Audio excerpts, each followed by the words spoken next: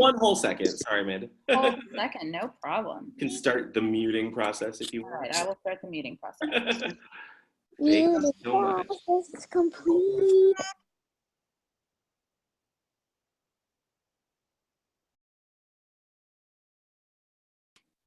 Good morning, everybody, and welcome back to Bumpa, the beautiful, happy, joyous place where we love to be, the Blanket Fort.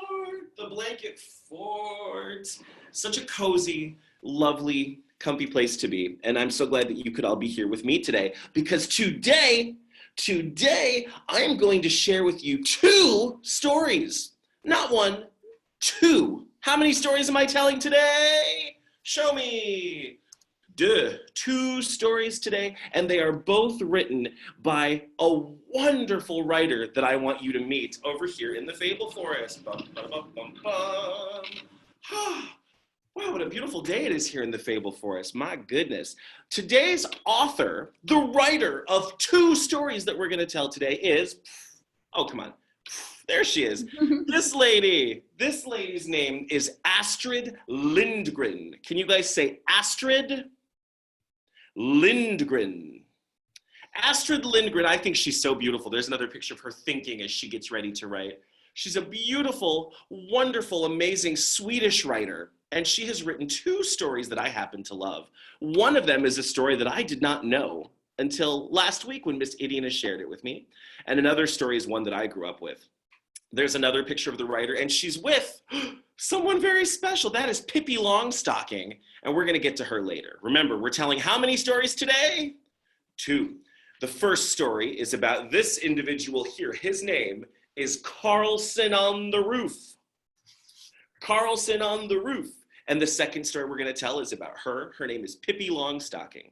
So let's get started with Karlsson on the Roof. Now, explain to me, somebody, why Peter Dinklage from Game of Thrones has not played Karlsson in a film. He would be magnificent in the role. I'm just putting that out there. I hope it happens someday. All right, Peter Dinklage as Karlsson, it's my dream.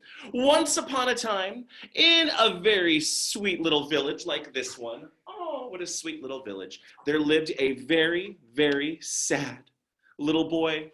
And this sad little boy was so sad, hi Idina, because he was quite lonely. He spent a lot of time gazing dreamily out the window, wishing that he had someone to hang out with and have some fun with, right? But his family was very busy. Now, his father and his brother Bossa were always reading the newspaper.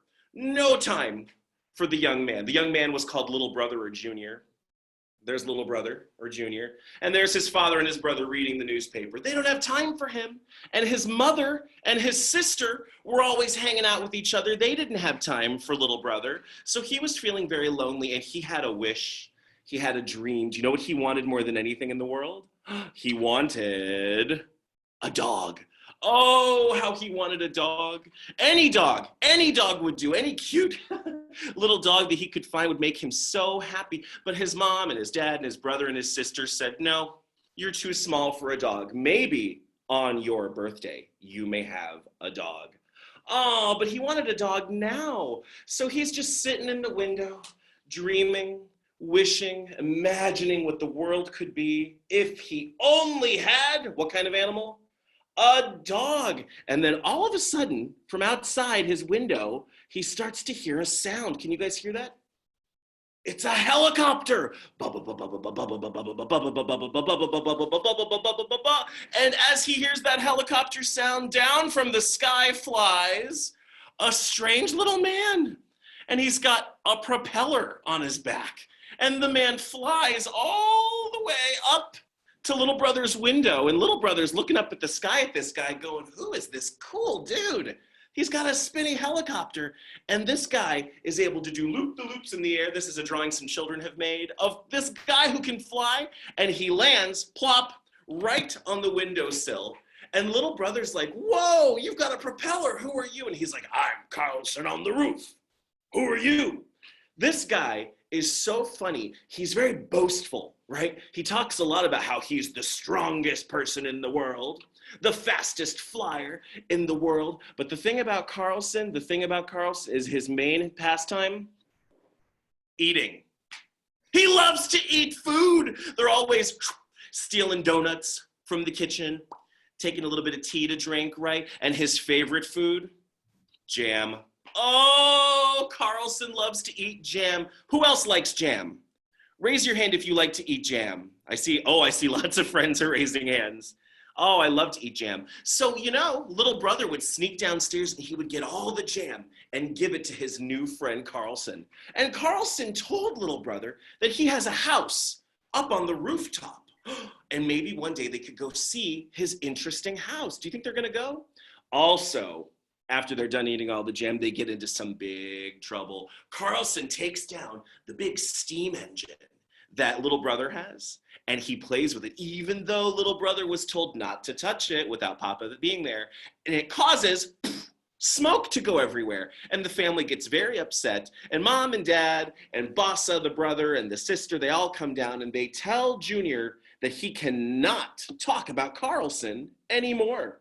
They think he's making Karlsson up because Karlsson always disappears whenever the family comes back. Well, guess what? Karlsson comes back the next day because he hears that Mom has made delicious, nutritious meatballs for dinner. We're having meatballs for dinner. Yeah. Karlsson really likes meatballs. Oh, hi, Karlsson. He really likes meatballs. And when he sees those meatballs, do you know what he does? He eats them all. So there's no meatballs left for the family to eat for dinner. Oh my goodness, and Mama worked so hard to make those meatballs for everybody. And they say to little brother, they say, listen, no more talking about Karlsson. We don't believe he's real. We think you ate the meatballs. Oh my goodness. But you can't stop thinking about something wonderful, and Karlsson is a wonderful something. So even when little brother is sleeping, he's dreaming about his adventures with Karlsson. And one day, he's waiting in the window, hoping that Karlsson will come back. But Karlsson doesn't come. So the boy waits and waits and waits, and Karlsson doesn't come, and he waits and waits and waits, and Karlsson doesn't come, and then finally,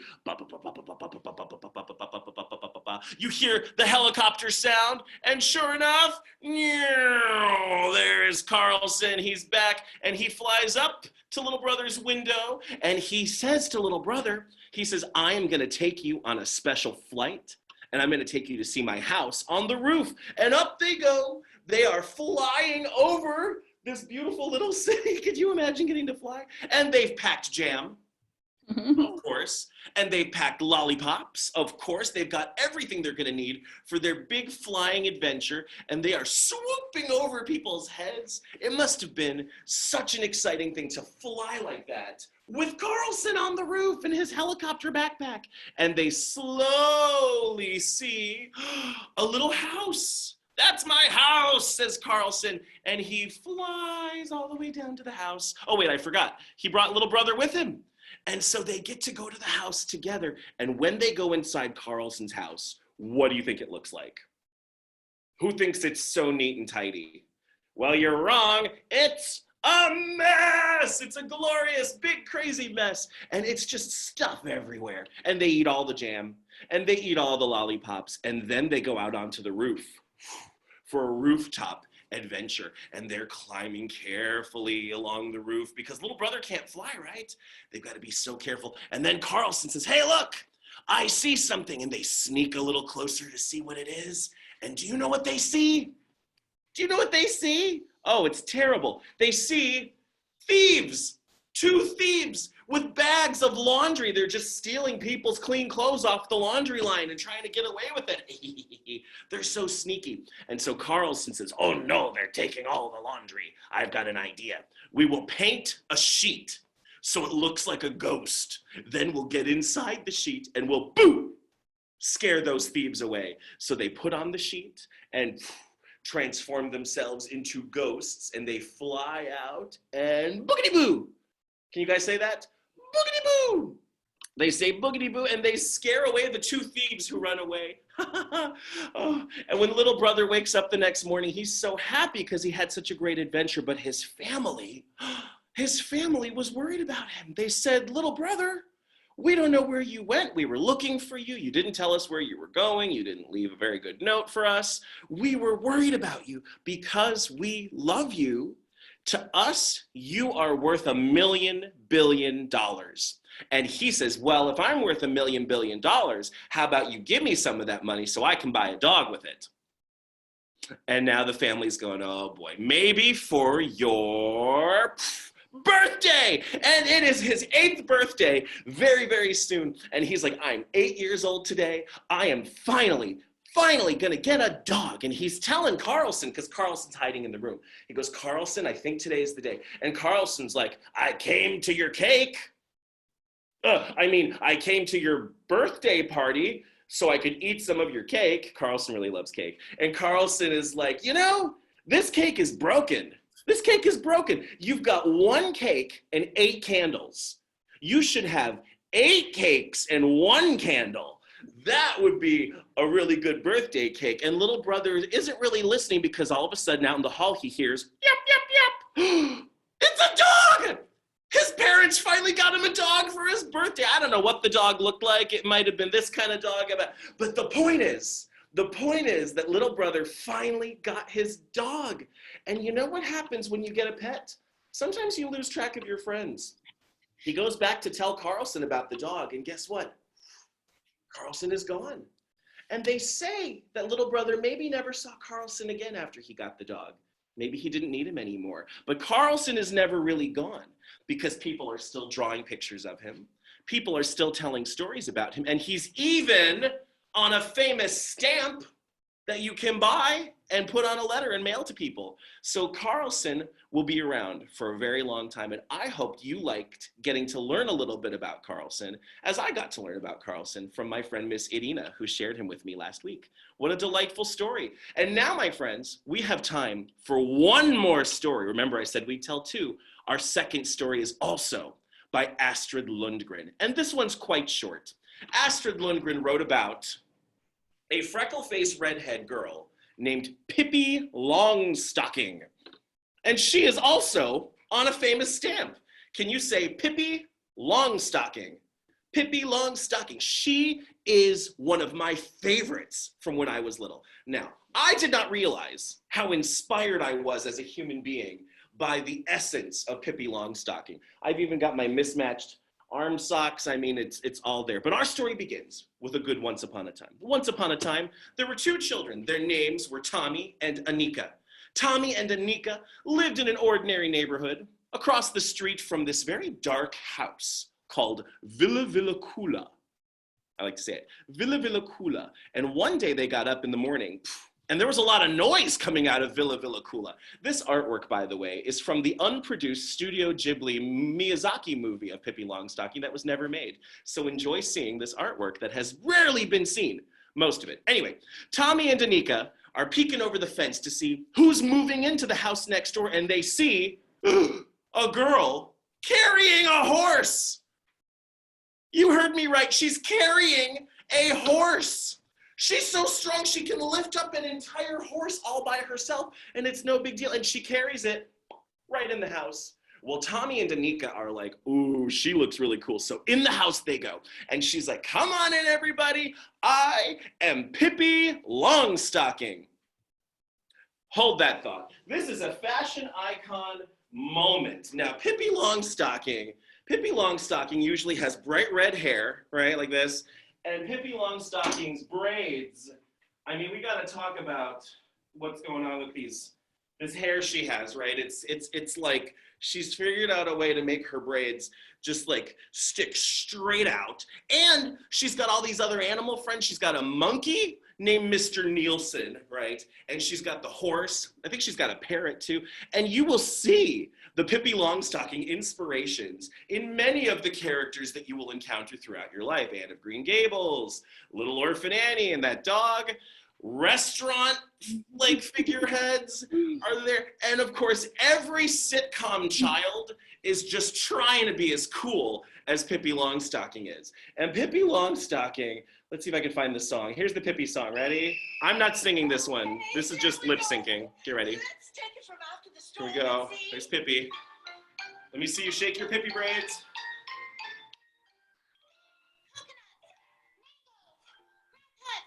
And look! Laura Hilton! That's lovely to hear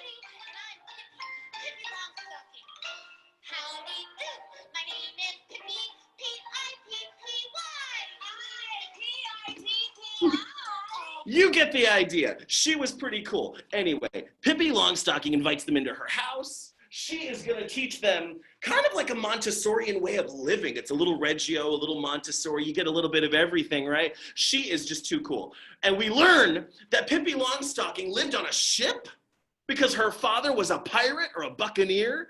We learn that she cleans the floor by using scrub brushes on her feet and just like roller skating or scrub brush skating her way across the kitchen floor. What? She can eat an entire cake all by herself, kind of like our friend Karlsson. We learned that she was in a circus once, and she's stronger than the strong man. Oh my gosh. And Tommy and Anika are like, more! This is crazy cool. We want to be covered in paint and flour, and we want to make a mess with Pippi. And she is like, come on, everybody, hang out with me and Mr. Nielsen. We're going to get cuckoo crazy together. And they try to send Pippi to a boarding school, a very serious boarding school where the children march in formation and don't have independent thoughts or creative solving skills taught to them. And Pippi Longstocking says, no, we're gonna get crazy, everybody. Let's have some fun. Let's shake it up. And that is exactly what happens. And the Pippi Longstocking story can be as long or as short as you want it to be. There are stage productions of it where Pippi and Tommy and Anika get to go on adventures. I remember seeing a show of it when I was a kid, and they even rebuilt this set where she had to tightrope walk across a rope and jump in a trap door. And if you want to know more about Pippi Longstocking or Karlsson-on-the-Roof, the books are available. They're available to buy. They're available to check out from your library. And there are many, many, many stories about both Pippi and Karlsson. And I highly recommend that you do a little research and find some of those books. Maybe that would be a nice book to share with someone that you love. I have enjoyed sharing a little bit about these characters with you today. And so, my friends, we will end on the Pippi Longstocking song from the 1986 film that my mother took me to see. The theater was empty when we went for some reason, but here is some music for you as we head back to the blanket fort. I hope you can hear that. Can you hear the monkey?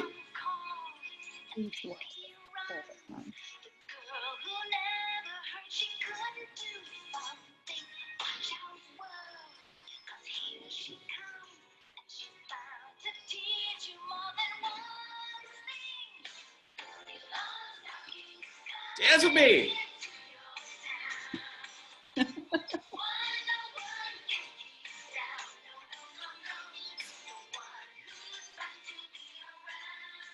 All right, we are heading back to the blanket fort.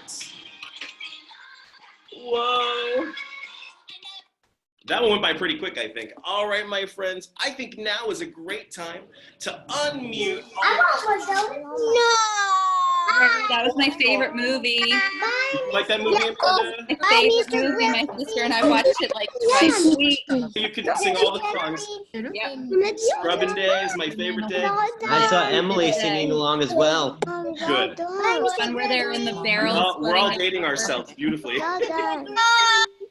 Did you guys like those two crazy stories? Daniel. Brother again. There comes with a cat. And that's like basically part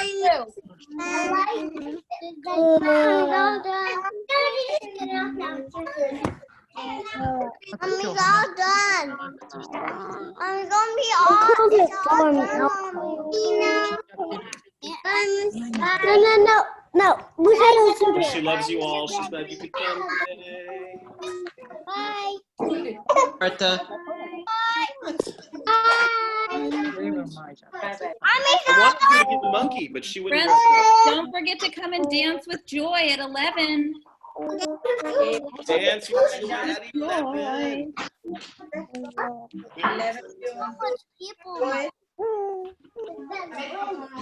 I'm all done, Mommy.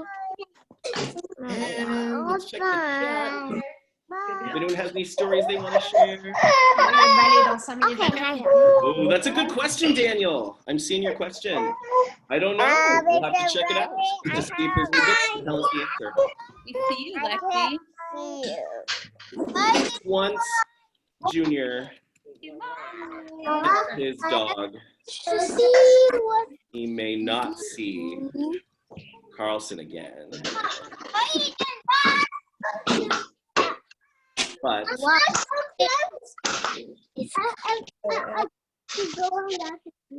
But they had other adventures that I didn't share with you today. So it's actually got a longer middle section. They get into a lot of trouble. You want to hear these stories? What a fun book. It was really a sweet story. I enjoy getting to familiar with it. Mr. Gregory. Mr. Gregory.